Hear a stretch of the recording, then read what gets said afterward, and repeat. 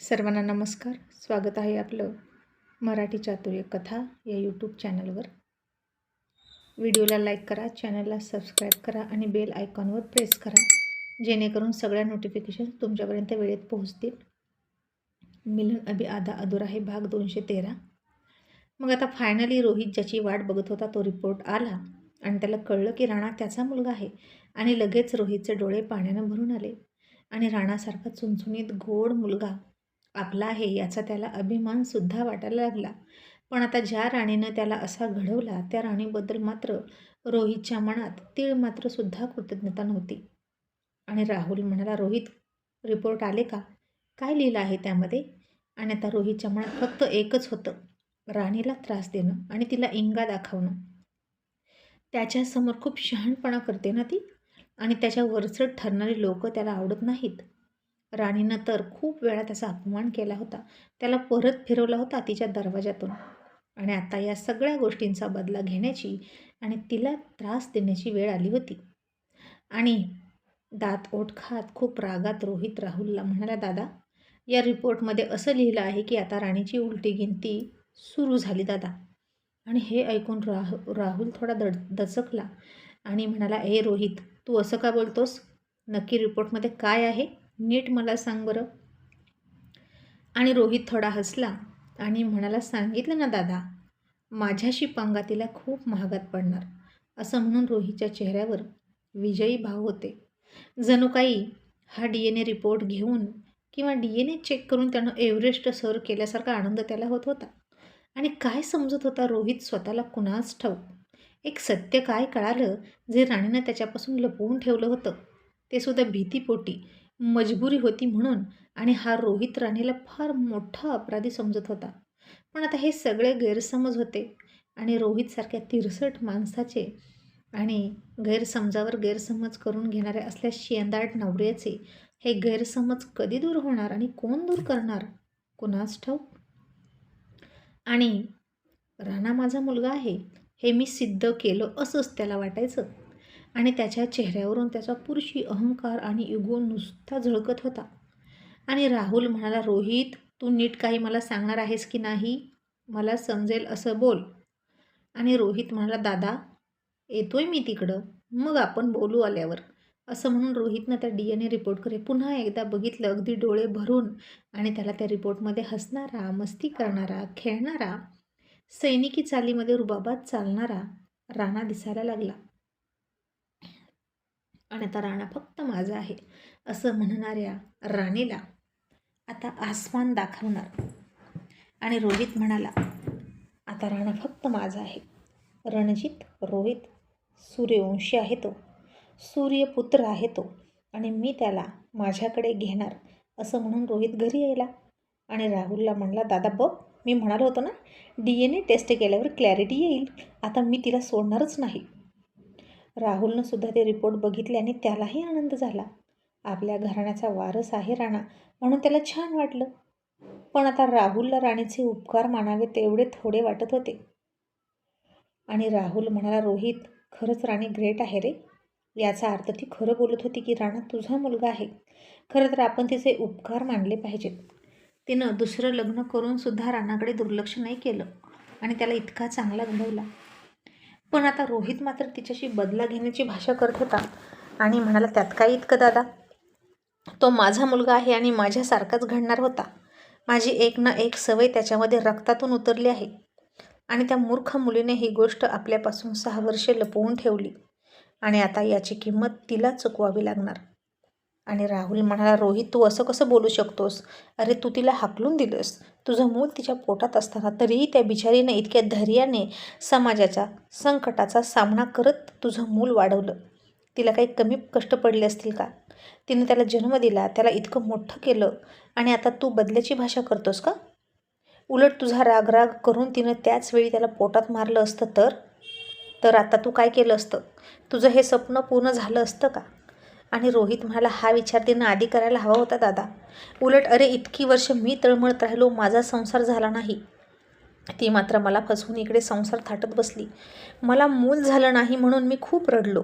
इतरांची मुलं पाहिली की मला वाटायचं की मलाही बाळ असतं तर बरं झालं असतं, पण हिची फसवेगिरी मला आठवायची आणि मी खूप रडलो आहे. खूप एकांतात दिवस घालवले. त्याचं काय दादा, तिच्यामुळे मला किती मनस्ताप झाला आहे. तिनं या आधीच सांगितलं असतं की सूर्यवंशी खानदानाचा वारस माझा मुलगा तिच्या पोटात आहे किंवा तिने त्याला जन्म दिला तर काय झालं असतं. पण दादा, नाही ना, तिला माझ्यासोबत बदला घ्यायचा होता आणि म्हणून तिने मुलाला लपवून ठेवलं.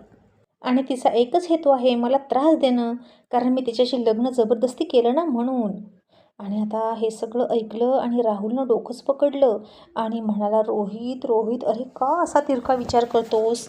अरे जरा तरी तिच्या बाजूने विचार कर. ती तुला नाही सांगू शकत की तिने मुलाला जन्म दिला आहे, कारण ती काय म्हणाली माहीत आहे ना.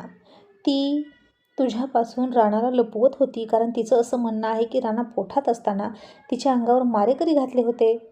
आणि जर अशा अवस्थेत ती तुला दिसली असती, राणा तुला दिसला असता, तर त्यांचा जीव घेतला असतास, तिचाही जीव घेतला असता, म्हणून ती लपून राहत होती मुलाला घेऊन. आणि रोहित तुच्छतेने सगळे आरोप झिडकारत म्हणाला, अरे ती कहाण्या रचते, खूप खोटारडी आहे ती. मी जर तिच्यावर मारेकरी सोडले असते तर मी तिला आत्ता सापडली आहेस ना, ती मला. मग मी तिचा जीव घ्यायला का गुंड पाठवले नाहीत? इतक्या वर्षातून ती मला दिसली, तिच्या पोटातलं मूल मला दिसतंय, जो राणा आहे, माझ्या डोक्याच्याच वर राहतात ते. मग जर मी त्यांना मारायला तेव्हा गुंड पाठवले होते तर मी आत्ता का त्यांना जिवंत सोडलं आहे? तूच सांग बरं. माझा बदला मी आताही घेऊ शकतो की नाही? राहुल आता थोडा विचार करायला लागला आणि म्हणाला, हो तेही खरं आहे. रोहित म्हणाला, अरे अगदी बरोबर आहे, मी बोलतोय ते. हे बघ दादा, मी कधीच असं नाही केलं आणि मी गुंड पाठवले नाहीत आणि मी आईची शपथ खोटी घेणार नाही. आणि राहुल आता शांत झाला. रोहित आईची शपथ खोटी घेणार नाहीच हे तर खरं होतं. आणि नक्की हा काय घोळ आहे? या बाबतीत राणीही खोटं बोलणार नाही हे त्यालाही माहीत होतं. रोहितही खोटं बोलत नव्हता. आणि राहुल कन्फ्यूज होऊन म्हणाला रोहितला, रोहित, खरंच ही फार आनंदाची गोष्ट आहे. आपल्या घरच्यांनाही कळलं तर त्यांनाही खूप आनंद होईल. आणि रोहित म्हणाला, घरच्यांचं सोड, आधी माझ्या चेहऱ्यावरचा आनंद बघ ना दादा. आता राणाला भेटण्यापासून मला कोणीही नाही रोखू शकत. मी खूप हक्कानं त्याला भेटू शकतो, कारण आता माझाही त्याच्यावर बरोबरीचा हक्क आहे. आणि आत्ताच घरी जाऊन सांगू नकोस बरं का तू. आपण डायरेक्ट राणाला घेऊन जाऊया सगळ्यांना भेटायला. आणि राणालासुद्धा हे ऐकून खूप आनंद होईल. त्याला त्याची पूर्ण फॅमिली मिळणार आहे. आणि राहुल म्हणाला, पण रोहित, राणीचं काय? आणि रोहित म्हणाला, तिचं काय तेव्हा? तिनं केलं आहे ना दुसरं लग्न. ती कुठं एकटी आहे? मग तिला म्हणावं, तू तुझ्या संसारात रम, मला माझा मुलगा हवा आहे. आणि हे तू तिला बोल दादा. तिला नीट समजावून सांग आणि राणाला विसरून जा म्हणावं. हवं तर तुला हवी तितकी रक्कम देतो आणि घटस्फोटही घेतो तिच्याकडून. आणि राहुल पुढे भलताच पेच प्रसंग उभा केला रोहितनं. आणि राणीसोबत कोणत्या भाषेत बोलायचं त्याला समजेना. आता रोहितचं डोकं फिरले. राणाच्या बदल्यात राणी पैसे घेईल का? बावळट आहे एक नंबरचा, असं राहुलला वाटलं. आणि राहुल त्याला म्हणाला, रोहित हे बघ, तू अति उत्साहाच्या भरात काहीतरी चुकीचं बोलू नकोस हा राणीला. अरे कुठली आई आपल्या मुलाच्या बदल्यात पैसे घेईल? रोहित म्हणाला, तेही खरंच आहे म्हणा. ती माझ्याशी कशीही वागली असली तरी राणाची आई आहे ती. पण राणावर तिनं चांगले संस्कार केले, त्या बदल्यात मी तिला पैसे देऊ करतो. आणि आता तिच्या संसारात राणाचं काय काम आहे? राणा तर सूर्यवंशींचाच आहे आणि तो सूर्यवंशींकडेच असायला हवा, कारण तो या घराण्याचा वारस आहे. तिला होईल की दुसरं मूल त्या मनोजकडून. थांब, तिच्याशी आत्ता बोलून येतो, असं म्हणून तो रिपोर्ट घेऊन राणीच्या खोलीसमोर गेला रोहित आणि दरवाजा वाजवला. तिच्या नोकरला वाटलं की राणी असेल म्हणून तिनं दरवाजा उघडला. तसा रोहित तिला न विचारताच आतमध्ये घुसला आणि खूप खूप हक्काने तो राणाच्या बेडरूममध्ये गेला. तर राणा बेडवर बसून अभ्यास करत होता. आणि आता रोहितनं पटकन बेडवर अभ्यास करत असलेल्या राणाला उचलूनच घेतला आणि हसायला लागला. आणि राणाला आता काही कळेना. राणा गाल फुगून म्हणाला, फ्रेंड, तुम्ही काल माझ्याशी बोलत नव्हता ना, मग आता अचानक का आलात? आणि तुम्ही जा, नाहीतर माझ्या आईला राग येईल. तिच्या परवानगीशिवाय तुम्ही घरात कसे आलात? ती तुम्हाला पण ओरडेल. आणि रोहित म्हणाला, नाही ओरडणार, आणि आता मी कोणालाही घाबरत नाही. राणा म्हणाला, पण काल तुम्ही माझ्याशी बोललाच नाहीत आणि मला माहीत आहे तुम्ही मला काल तसं का केलं. रोहित म्हणाला, का केलं? राणा म्हणाला, आई म्हणाली की आता तुम्हाला तुमचा मुलगा भेटला आहे ना, त्यामुळे तुम्हाला आता माझी गरज नाही. हे खरं आहे का फ्रेंड? आणि आता राणीच्या या बोलण्याला खोटं म्हणावं की खरं हे रोहितला कळेना. इतर वेळी म्हणाला असता, खोटं बोलते तुझी आई, एक नंबरची खोटारडी आहे ती. पण आता खरंच त्याला त्याचा मुलगा मिळाला होता म्हणून यावेळी रोहित म्हणाला, खरं बोलली तुझी आई, मला माझा मुलगा मिळाला आहे राणा. आणि राणा थोडासा हिरमुसला आणि म्हणाला, मग सोडा मला आणि तुम्ही तुमच्या मुलाकडे जा आणि त्याचे लाड करा. तसंही माझ्या आईची शपथ आहे माझ्याकडे. मग तुम्ही माझ्याशी बोलू नका. तुम्ही फ्रेंड जा इथून.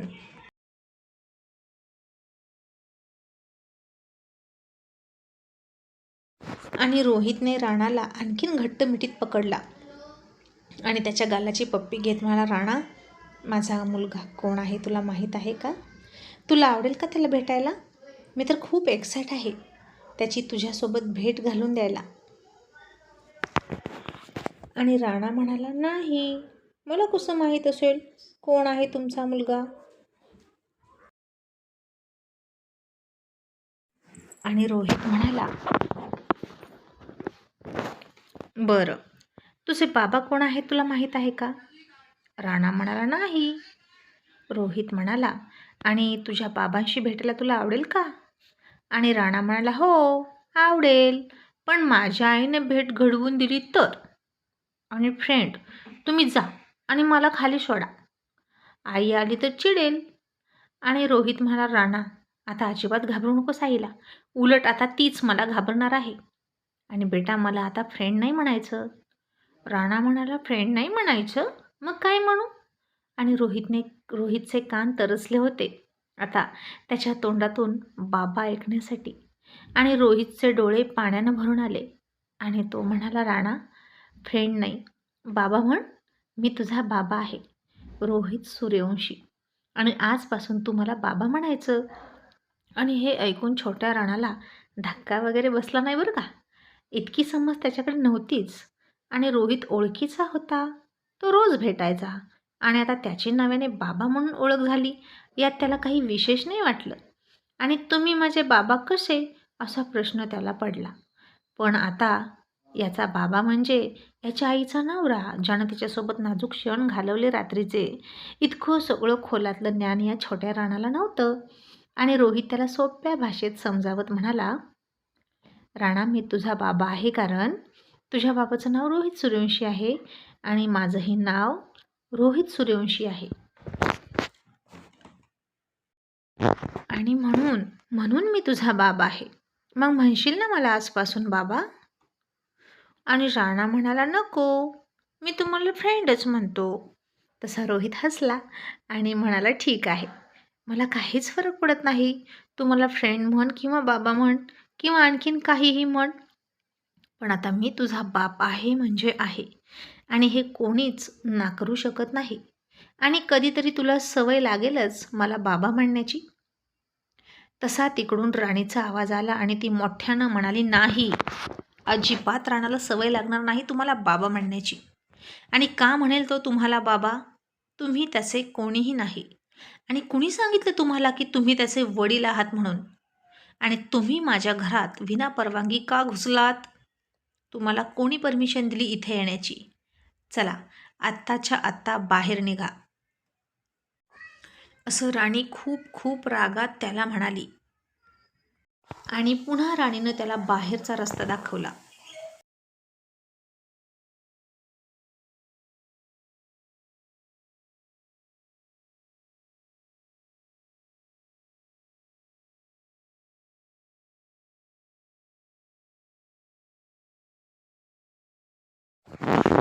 आणि आता रोहितनं तिच्याकडे रागात बघितलं आणि तिच्या तोंडावर DNA रिपोर्ट फेकून म्हणाला, वाच, आणि आता मला माझ्या मुलाला भेटण्यापासून तू रोखू शकत नाही. आणि आता मी त्याला भेटणारच, पण आता उलट तू त्याला भेटण्यासाठी तरसशील अशी अवस्था तुझी करून टाकणार. कारण या रिपोर्टमध्ये असं लिहिलं आहे की राणा माझा मुलगा आहे, त्याचं आणि माझं नातं सिद्ध झालं आहे बायोलॉजिकली.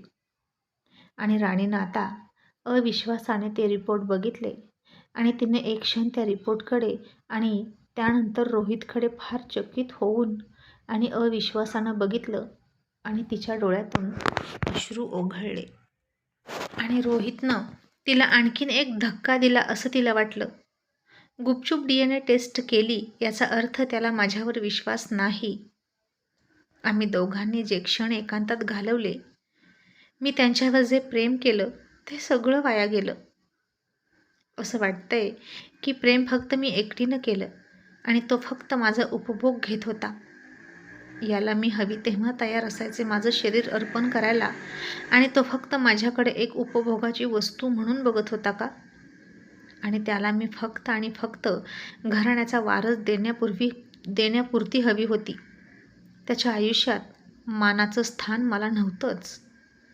त्यानं आणि मी एकत्र घालवलेल्या त्या प्रत्येक क्षणाचा राणीला आता राग यायला लागला आणि पश्चाताप, मनस्ताप आणि तिरस्कारानं तिच्या डोळ्यातून पाणी येत होतं. आणि आता ती रडते हे बघून रोहितला पुन्हा विजयाचा आनंद होत होता.